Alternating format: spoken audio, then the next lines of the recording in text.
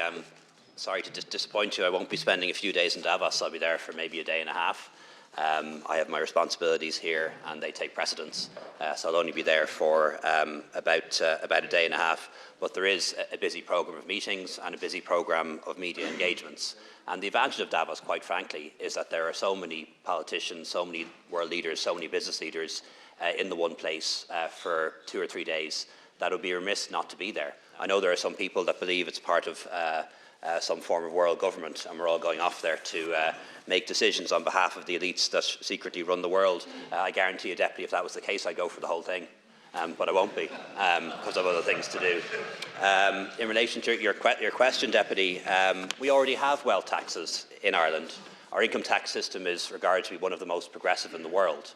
Less than 1% of people in Ireland pay more than 20% of the income tax. We have the local property tax, and the bigger and more valuable your property is, the more property tax you pay.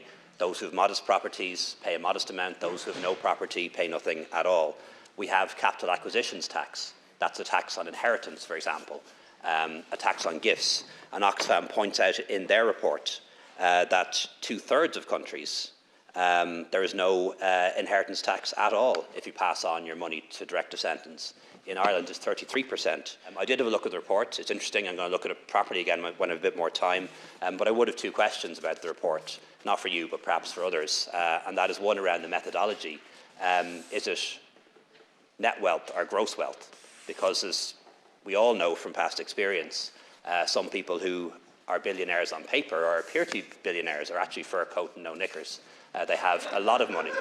They have a lot of assets on paper. They also have a lot of debts and liabilities, and their actual net wealth is negative or small. And it seems this report takes their gross wealth, and that would make it somewhat inaccurate to me. And the second thing is they specifically refer to 8 Irish billionaires. But when you look at the names of the 8 Irish billionaires, and most of them would be names that are familiar to you and me and most people in this House, most of them don't live here. Most of them don't have their businesses based here, and most of them don't keep their assets here. Why do you think that is, Deputy? It's precisely because we have a tax regime that taxes wealth much more so than other countries.